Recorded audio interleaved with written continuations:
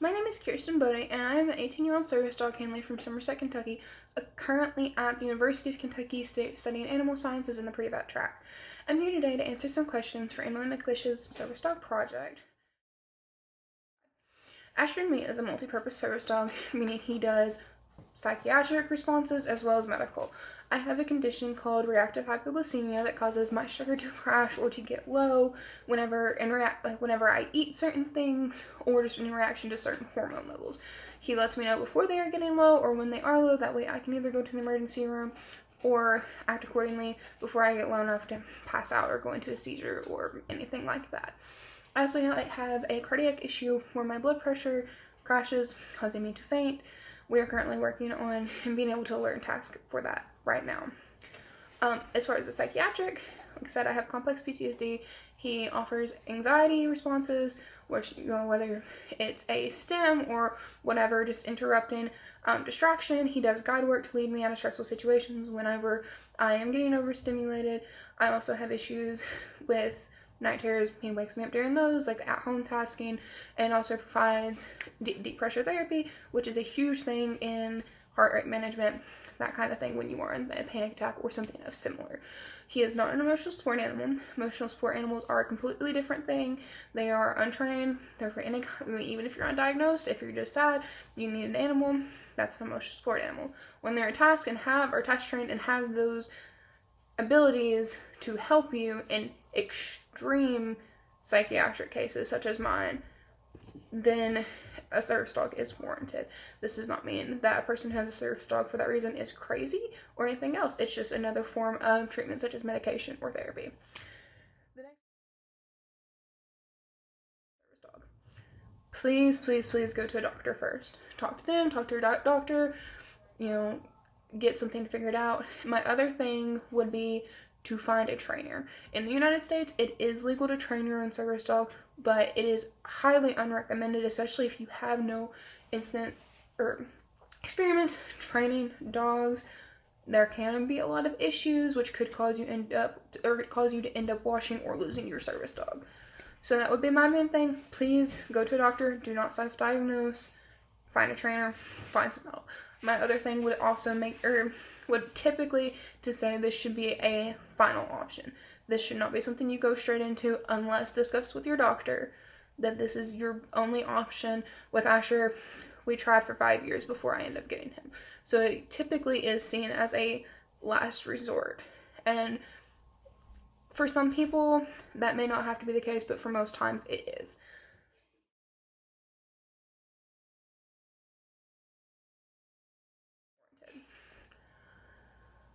That is currently a very touchy subject in the service dog community, especially with the whole Logan Paul thing. I would say if you were either faking a service dog or bringing your emotional support animal into public where it is legally not allowed, I would say that please do not just for the fact that it is severely illegal under the ADA, under federal law, but it is seen as very disrespectful and selfish by the service dog community. Asher, my dog, has personally been attacked twice by fake service dogs, twice by an ESA, the same ESA that was being brought in public on college campus, where there is a lot of issues is on college campuses. So I would say please do not, if not for your sake and it being illegal, but for the safety of our dogs, because Asher in one instance was hurt, and it is emotionally and mentally traumatic to the handler having their lifeline attacked. I would also say that if you do need that help, once again, go to a doctor. Please do not bring an untrained dog into public. Except it causes a lot of issues. And trying to pass off emotional support animals as service dogs causes even more, because they are not. Psychiatric service dogs and emotional support animals, two totally different things. Under the ADA, only service dogs and miniature horses can be service animals. So ESAs don't have that limitation, so there are a lot of issues caused. And specifically to Logan Paul, what he did was, like I said, very illegal, but was also a gross, disrespectful action. Every service dog handler that I'm in contact with, because it is a pretty close-knit community, has had access issues. A lot of people are very untrained on the law and what it entails about being let into public places and things, because service dogs are allowed to go wherever their handler goes unless there is an issue of safety. As far as zoos and things like that, they are allowed to tell you can't go to certain areas, but for a most part, a business cannot deny you access. Allergies are not, personal beliefs in a business establishment are not. The only places that can, without any questioning, deny you access are religious establishments. I personally have access issues, being asked to leave buildings, cops have been called, things like that. I have known many people who have had severe issues, as severe as even getting arrested when they were not in the wrong, and then ended up, they are currently in a legal battle against the Spirit of Halloween where it happened. Asher has been, like I said, attacked by service dogs, or, well, fake service dogs in the public, emotional support animals that should not have been in the public in the first place. And we also have issues with people not respecting our space. Like I said, Asher has medical alert tasks. If he misses a sugar alert, I have passed out before because of it. If he misses a cardiac response that we are working on currently, I could pass out.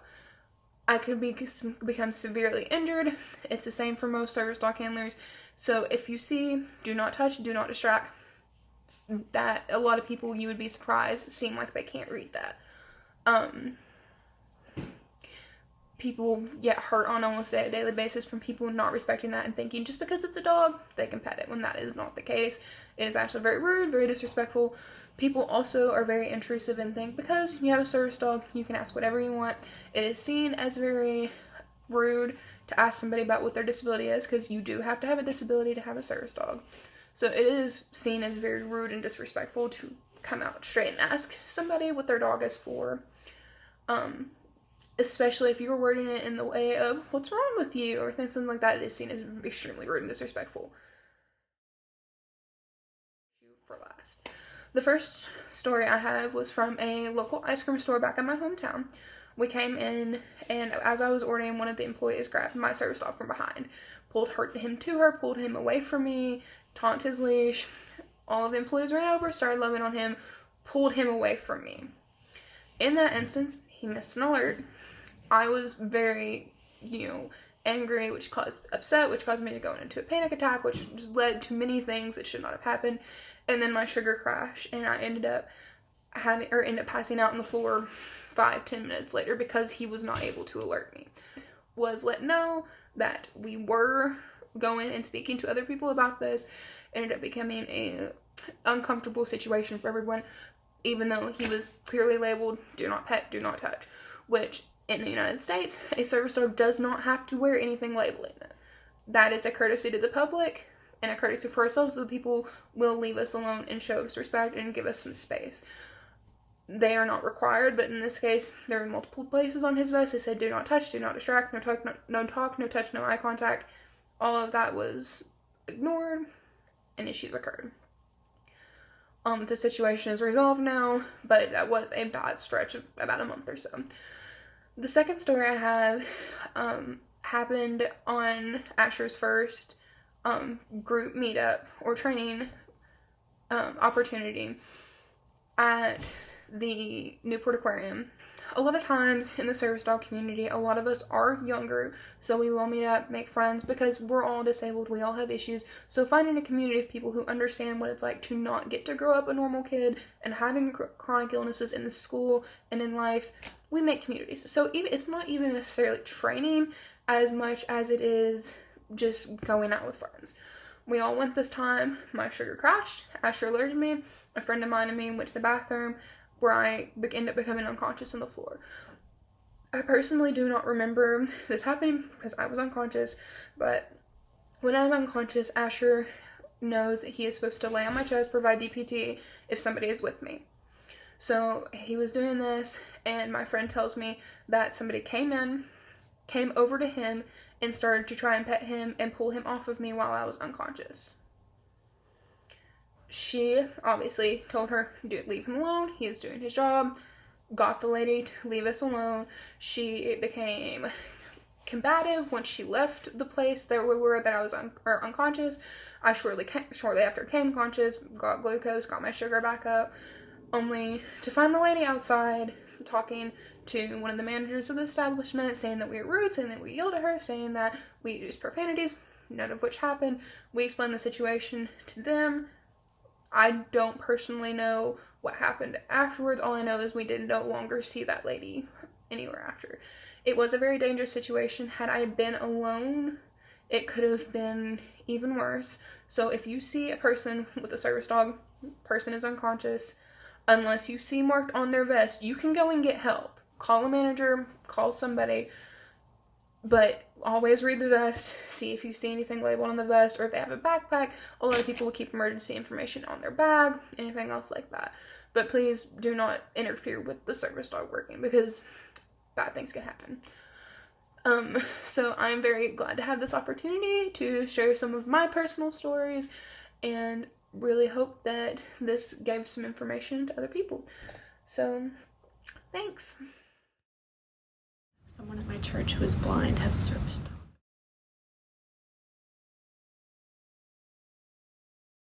It could be a emotional support animal, or it could be a medical equipment help.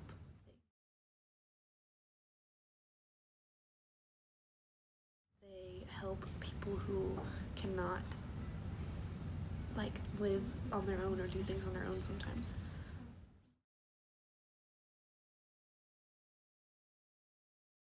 Yes, you're not supposed to pet them unless you are allowed. It said you can.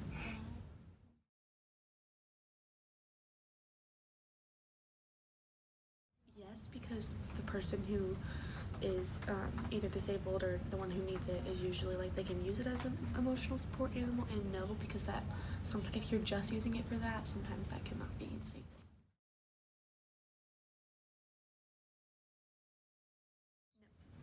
Why not? Because a lot of people try to go up and pet them.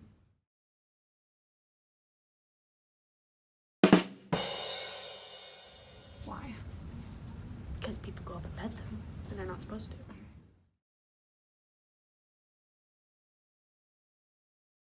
much so.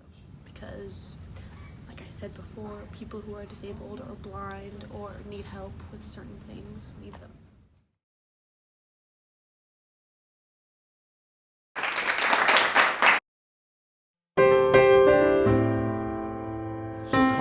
Is actually a service dog. See, it says right here, us service dog name. No, that's US. Name, Kong the Savage. Oh wait, no, did you put the? It's not the. It's Kong the Savage. No, it's the. Kong the Savage. Ayla. You know what? Yo. Here, and I see this waterfront, right? It says out of service. But what happens if you put a service dog on the waterfront? Here we go. Oh, you fixed it, Kong! That's my boy! Oh, shit. Oh, Jesus.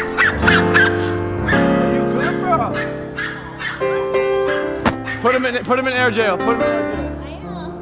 He's not. Air jail. I don't know why that works. Here's why I like that dog. He's white. He matches my shirt, bro. With that Maverick on fire. That's gone into you today, Kong. No, you're supposed to have to talk. Come on, Kong. Oh, come on, buddy. You're embarrassing me. Kong, come on, bro. You're not being a good service dog. You're not servicing me. You're making my life hard. Wrong spot, dog. You totally missed the grass and the cool fire hydrant. The struggles of being a dad.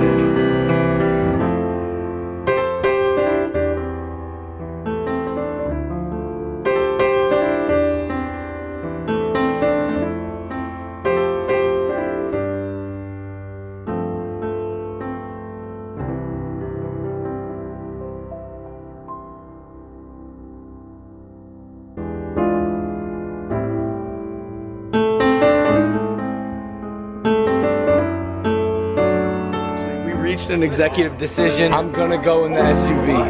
Great, we'll see you there. Okay, see you there. Okay, guys, I'm grabbing my stuff. I think I'm giving up on this flight. I think it's done for me. Goodbye, guys. Bye. I love you.